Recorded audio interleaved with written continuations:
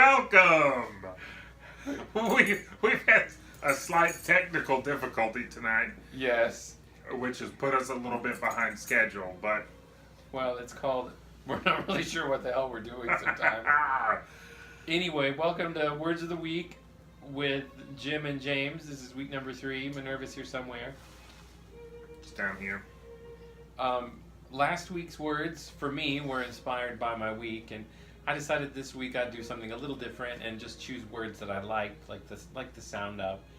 If I had gone with words that sort of went along with my week, they'd be things like mayhem and cock up. Yes, and murder and stuff. Murder?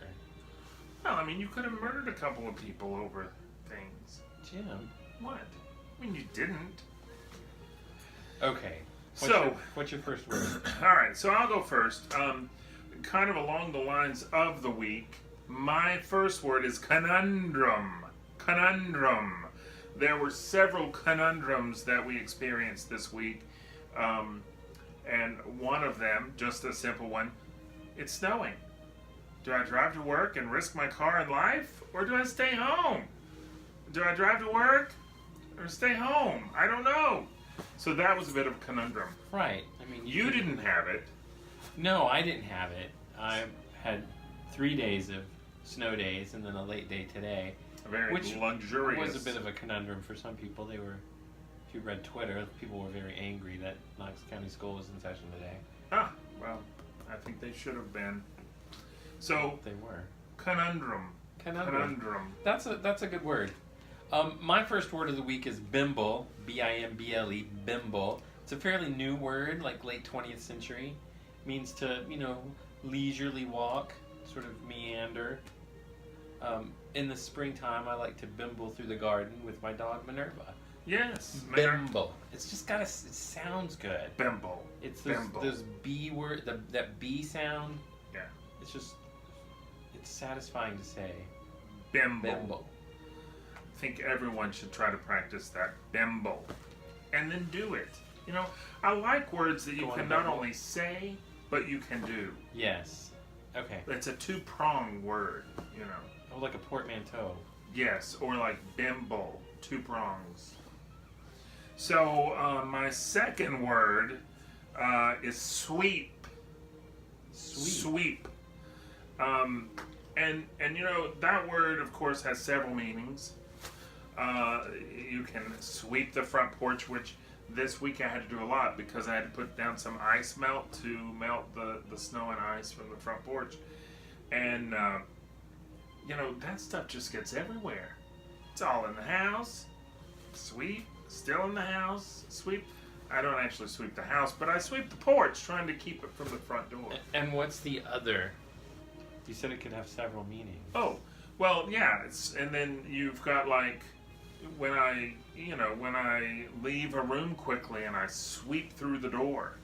You can have a sweeping staircase, a nice big circular staircase. Nice. That works. So sweep, and I enjoy saying it. It's a good word. Sweep. Yeah. You can have a sweep of a body. Yes. You No, I almost stood up to show my sweep, but No. I'm not going to. It's more like mop. Someone's going to have a conundrum shortly. My next word is imbroglio. Imbroglio. I-M-B-R-O-G-L-I-O. Really? In your foot? Intestinal? No. Okay. No.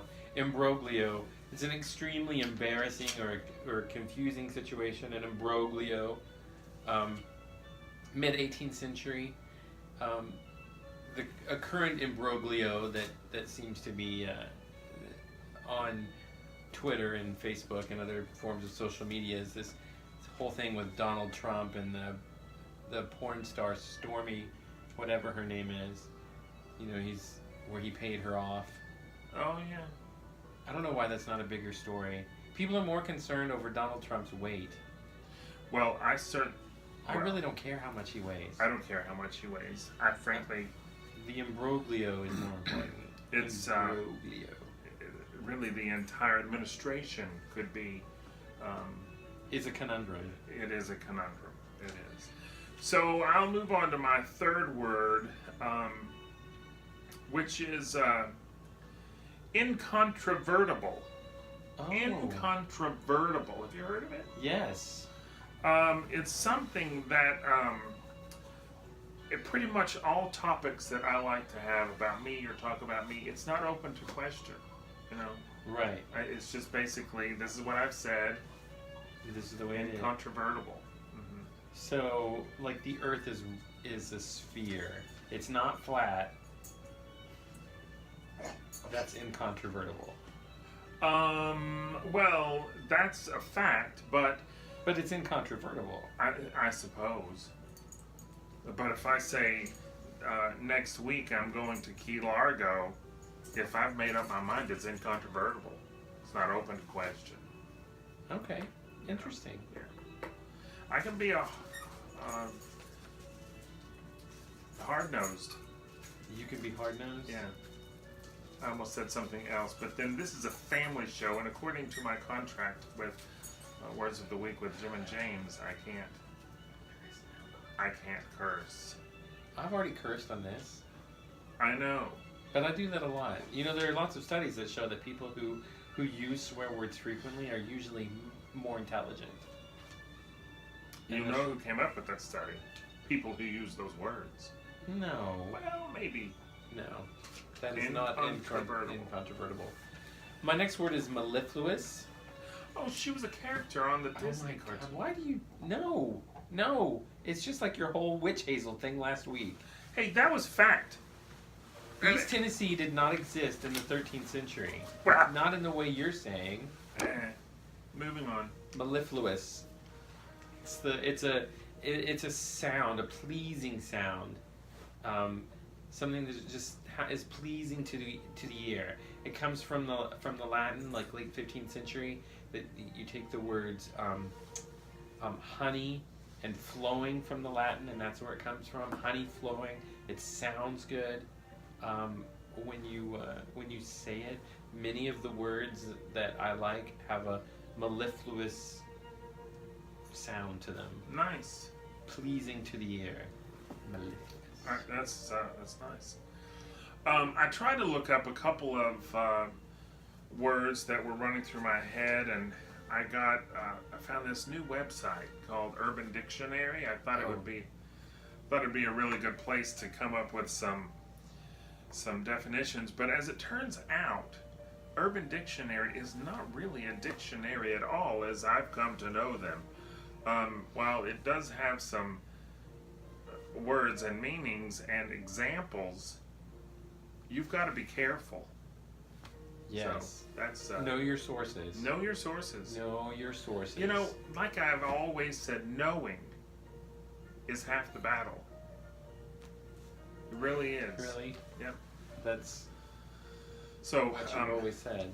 Now, okay, so my next word is going to be more of a discussion because this word gives me a lot of angst. That's a good word too. Angst. Next week. Is this your last word? I guess so. Have I done too many? No. No, I'm just curious. Intrinsic. Intrinsic. Intrinsically evil is, sometimes I can be described as intrinsically evil.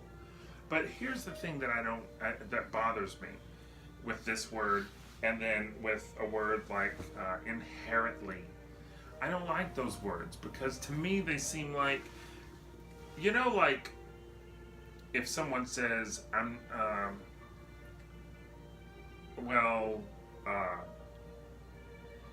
don't use double negative, so I can't think of one at the moment. But use a double negative in a sentence. Well, the one you hear most frequently around here is "ain't got no." Oh, that's good. Yeah. So to me, inherent is kind of like a double negative of words, meaning I have a hard time with it. So if something is inherently complicated, that means that it's complicated by its very nature. What is your word though? I thought Well, my word is intrinsic. But so why are you talking about inherent? Well, because intrinsic is basically the same. It's I think you confused yourself. No, I didn't confuse myself. I never confused myself. But intrinsic means being evil, or being what not necessarily evil. That's my So take something on can it. have intrinsic value. Yes. But that bothers me. I don't get that. I don't understand why you don't get it. We're running over 10 minutes now, so we need Okay. to figure out what your Well, we can take this. what your hang up with intrinsic is. It's just I don't like something that is. Okay, so the definition is belonging to a thing by its very nature. So by its, but I guess it's almost like saying inherently evil is saying chocolatey chocolate. Does that make sense? It makes zero sense. I Or don't think you understand this word. I do understand it. Maybe we need to like push this to next week and do a little more research. Take that and put it in your own words. That definition. Okay. I still don't like it. Inherently is the same So thing. did you I don't choose it like because that. you don't like it? Yes. I chose it because it irritates me. Okay, that's an interesting Aye. reason to choose a word. Hi Minerva. Okay, so my last word is plinth. Plinth. It's a good word. I like the word. I said it last night on Facebook Live, and I thought I need to use that today. It's a platform on which you might put a vase or a sculpture. Comes from the Latin, and then later the French, like 16th century. Plinth. And several people have asked that we use these in sentences, so I've decided to put this one in a sentence. If Blanche's vase had been on a plinth, Rose might not have shot it. Yeah, that's good. Yes. That is a good sentence, and a good word. And you have a plinth out front in the front yard. I do. There is a plinth in my front garden. Yes. Sometimes I bimble out there and put birdseed on it You do. It's just a bimbling James. because I like the mellifluous notes of the birds singing. So, Mhm. yes. Although sometimes they get involved in an imbroglio. Well, and it's all very intrinsically happy. Yes, very good. So that's So basically, I understand the word. I don't like the word. That's fine, and you don't have to like words. There are words I don't like. You just don't like the sound of them. Like bibliography. Oh no, bibliography's got I like the sound of that. A lot of people don't like the sound moist, like the word moist. It doesn't really bother me that much. I don't like the word nugget. No, you said that last night. I know, but this is a different show. He repeats. No, this is different.